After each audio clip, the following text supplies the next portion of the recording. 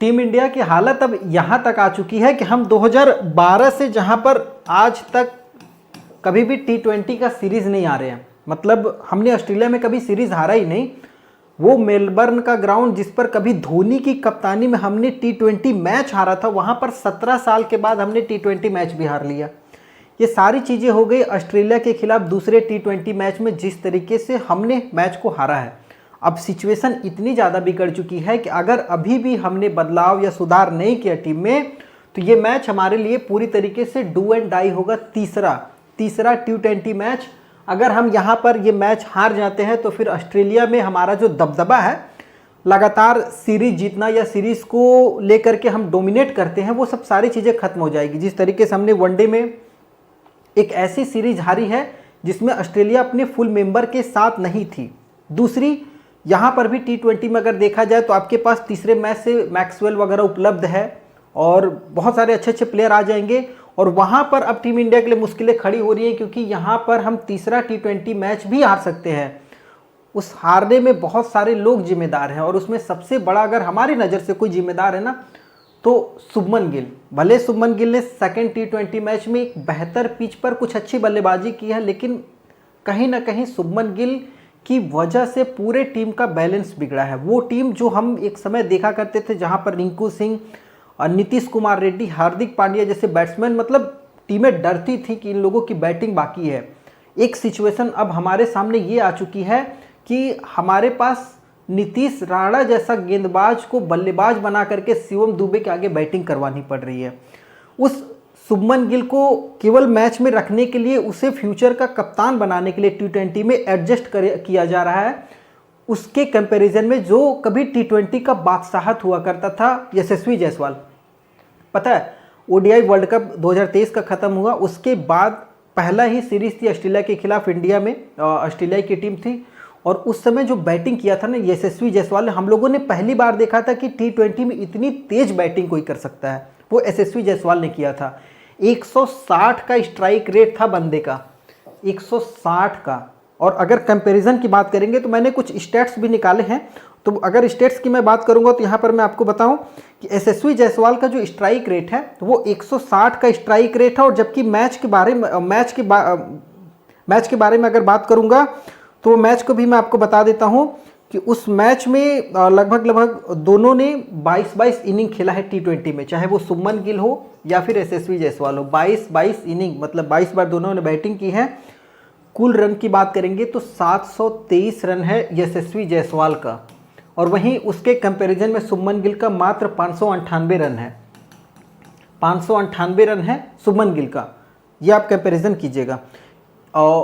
उस यशस्वी जायसवाल के सामने जिसने बड़े बड़े टीमों के खिलाफ बैटिंग की, ऑस्ट्रेलिया के खिलाफ उसने लगातार 5 T20 मैच खेला था, जबकि शुभमन गिल कभी जिम्बाब्वे के साथ खेला है तो कभी श्रीलंका के साथ खेला है। तो ये चीज़ें चल रही हैं।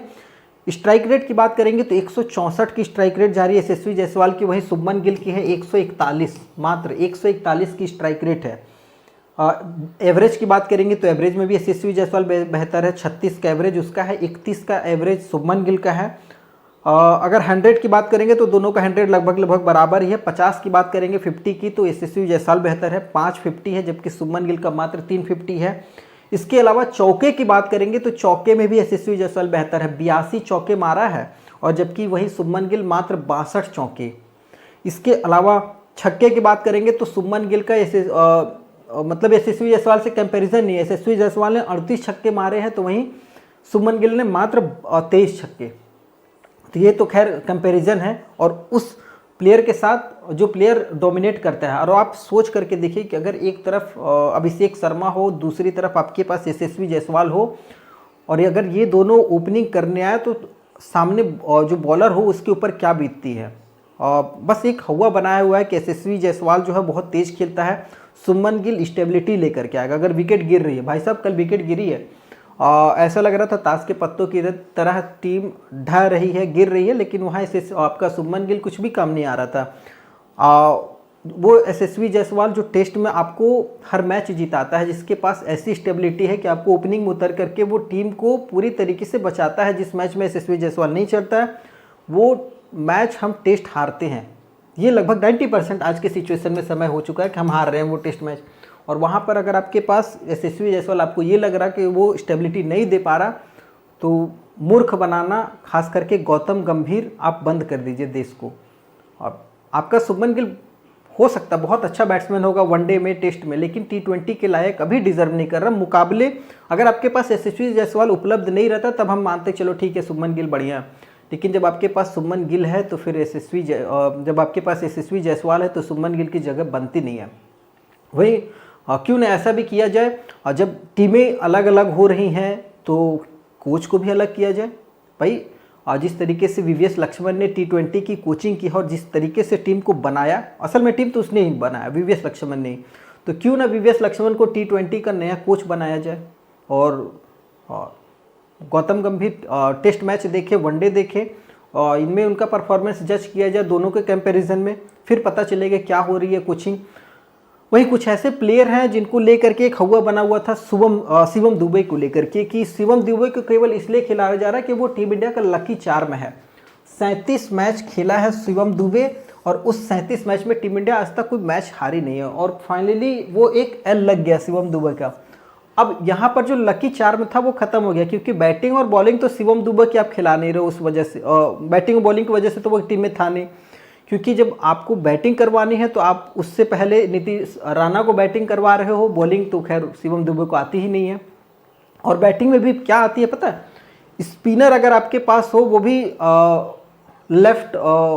ऑफ स्पिन अगर हो, तब आपका शिवम दुबे बहुत अच्छा खेलेगा। लेग स्पिन में तो खैर शिवम दुबे भगवान ही मालिक है, फास्ट को तो बेचारा खेल ही नहीं पाता। और अगर पिच थोड़ी सी भी बाउंस या फिर स्विंग कर रही होगी तो वहाँ तो शिवम दुबे गली के क्रिकेटर का जैसा प्लेयर है, जिसकी केवल डोले सोले है लेकिन बैटिंग कुछ नहीं है अगर देखा जाए नॉर्मली। और इससे लाख गुना बेहतर है नीतीश कुमार रेड्डी, जिसकी बैटिंग एक बैट्समैन के तरीके से नज़र आती है, दिखता है कि हाँ बैटिंग कैसे की जाती है नीतीश कुमार रेड्डी। शिवम दुबे लकी चार्म खत्म है, उम्मीद करते हैं कि बदलाव होगा टीम में। हार्दिक पांड्या आपका रिंकू सिंह जैसा बैट्समैन बाहर है, आपका नीतीश कुमार रेड्डी जैसा टीम में जगह नहीं बन रही, एशिया कप में आपने बहुत बार मौका नहीं दिया। आपका जितेश शर्मा, संजू सैमसन की ठीक है आप उसको खिला रहे हो, लेकिन कभी कोई रोल उनका फिक्स ही नहीं है। कभी 5वें पे खिला रहे हो, बॉल स्विंग कर रही तो संजू सैमसन को पहले पे खिला दे रहे हो। और आपको पता है संजू सैमसन बस केवल इंडियन पिच पर बहुत अच्छा बैट्समैन है, जहाँ गेंद बहुत ज़्यादा हरकतें ना कर रही हो। अगर गेंद हरकत कर रही है तो वहाँ संजू सैमसन कोई मतलब आपको कुछ नहीं एक्स्ट्रा ऑर्डिनरी नहीं करके दे सकता है। और वो अगर एक्स्ट्रा ऑर्डिनरी रहता तो राजस्थान बहुत बार चैंपियन बन सकती थी, लेकिन कभी कुछ ऐसा हुआ नहीं कि जो अपने बल पर कभी संजू सैमसन ने राजस्थान को कुछ लेकर के गया हो। और कीपिंग में तो खैर संजू सैमसन का भगवान ही मालिक है, बहुत सारे ऐसे थ्रो या कैचेज होते हैं जहाँ पर संजू सैमसन पहुँचता ही नहीं है। और एक एग्रेशंस की बात होती है, संजू सैमसन पूरे टीम इंडिया में एक ऐसा प्लेयर है जिसके पास एग्रेशंस की कमी है। और अगर आप मैच खेल रहे हो, अगर आपके पास एग्रेशन नहीं है, कीपर का उस तरीके से इन्वॉल्वमेंट थोड़ा कम दिखता है, वहाँ पर आपका जितेश शर्मा बेहतर होगा। हम एक बार मौका तो दे करके देख सकते हैं जितेश शर्मा को, मतलब कम से कम एक बार ट्राई तो किया जा सकता है। वहीं दूसरी तरफ अगर राणा जी की बात करें तो ऐसा लग रहा है गंभीर साहब ने उन्हें तो दहेज में उठा करके लाए हैं। मेरे राणा जी खेलेंगे चाहे तुम कुछ भी कर लो, मेरे राणा जी तो टीम में रहेंगे चाहे तुम किसी को भी लेकर के आ जाओ। भाई साहब अर्शदीप से कंपैरिजन हो रहा, अर्शदीप जहाँ पर पूरी आपकी 7 के 7 मेन बल्लेबाज जो T20 के सबसे काबिल बल्लेबाज है, जिसको गौतम गंभीर समझते हैं, वो 7 बल्लेबाज आपके फेल हो रहे हैं। और वहाँ पर आप उम्मीद कर रहे हो कि आपके राणा जी आएंगे और 30-35 रन बना देंगे तो वहाँ से हम मैच जीत जाएंगे। तो गलीमत हो कि एक तरफा विकेट अभिषेक शर्मा ने बचाया हुआ था, अगर अभिषेक शर्मा आउट हो गया रहता तब क्या हालत होती टीम की, सोच करके देखो। अगर अभिषेक शर्मा ना रहता तो क्या हालत होती।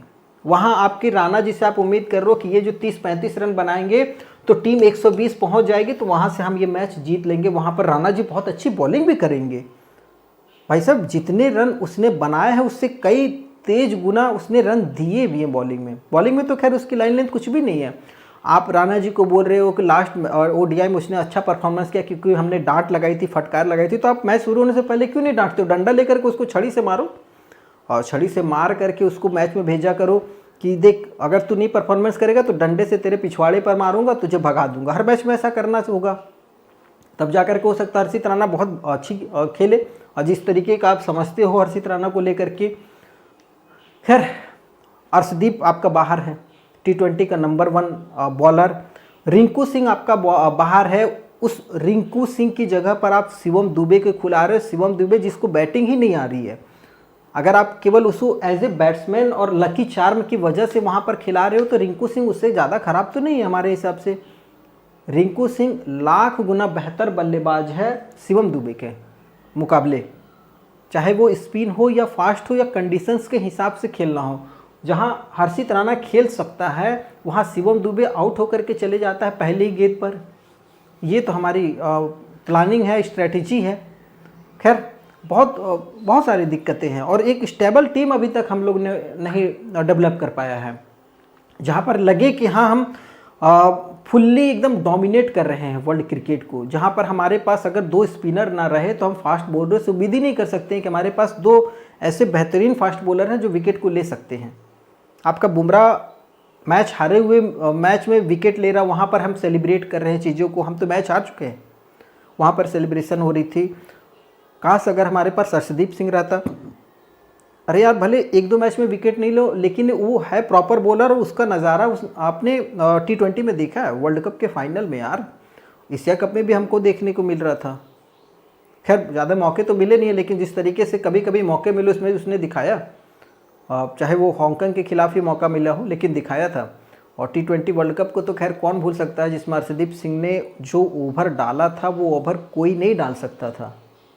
उस तरीके का परफॉर्मेंस है अर्शदीप सिंह का, तो क्यों ना हम उसके पीछे इन्वेस्टमेंट करें, उसे थोड़ी सी बल्लेबाजी सिखाने की कोशिश करें जो हमारे एक प्रॉपर गेंदबाज हो, ना कि उसके पीछे जो ना हमारा एक प्रॉपर बल्लेबाज है और ना ही हमारा एक प्रॉपर गेंदबाज है। आपका टेस्ट में बेहतर है हर्षित राणा, कर सकता है बेहतर, वनडे में भी कर सकता है, क्योंकि आपके पास चांसेस होते हैं, लेकिन T20 में चांसेस नहीं होते। एक ओवर में सारी चीज़ें पलटती हैं। और वहाँ पर जिस तरीके से हर्षित राणा को छक्के मारा मिचेल मार्श ने, मतलब वो पूरी के पूरे धागे खोल दिया था एकदम पूरा। वो जो पिटाई हो रही थी ना, वो पिटाई गंभीर की हो रही थी असलियत में। वो नीतीश राणा की पिटाई नहीं थी। आपने पूरे KKR की टीम को ला करके टीम इंडिया में खड़ा करने की कोशिश की है, पूरे KKR की पूरी, चाहे वो वरुण चक्रवर्ती हो या फिर नीतीश राणा हो या और बहुत सारे लोग हो। तो खैर उम्मीद करते हैं कुछ बदलाव होगा। खैर अब इस सीरीज़ में बदलाव होना तो मुश्किल है, क्योंकि हमारे पास यशस्वी जायसवाल नहीं है सीरीज़ में। नीतीश कुमार रेड्डी 3 मैचों के लिए तो पहले से ही इंजर्ड है, तो उम्मीद नहीं करते कि नीतीश कुमार की वापसी होगी। उम्मीद ये करते हैं कि शिवम दुबे के जगह पर हम रिंकू सिंह को मौका दे सकते हैं। यहाँ पर टीम में ये बदलाव हो सकता है कि शिवम दुबे के जगह पर रिंकू सिंह को मौका दिया जाए और हर्षित राणा की जगह पर हम अर्शदीप सिंह को मौका दे सकते हैं। बस ये 2 बदलाव बेहतर है। हाँ, संजू सैमसन को इस पूरे सीरीज़ में खिलाया जाए, देखा जाए कि क्या वो ऑस्ट्रेलियन पिच पर किस तरीके की बल्लेबाजी करते हैं या केवल वो इंडियन पिच के लिए ही काबिल है, ये भी दिख जाएगा इस पूरे सीरीज़ में। संजू सैमसन को पूरी सीरीज़ में मौका मिलना चाहिए। जितेश शर्मा भले बाहर बैठे, लेकिन एक बार एक्सपोजर हो, एक बार एक्सपोज हो चीज़ें, तब पता चलती हैं। शुभमन गिल को भी मौका मिले, पूरी मिलेगा ही। खैर इस सीरीज़ में तो पूरी मिलेगी, उम्मीद करते हैं।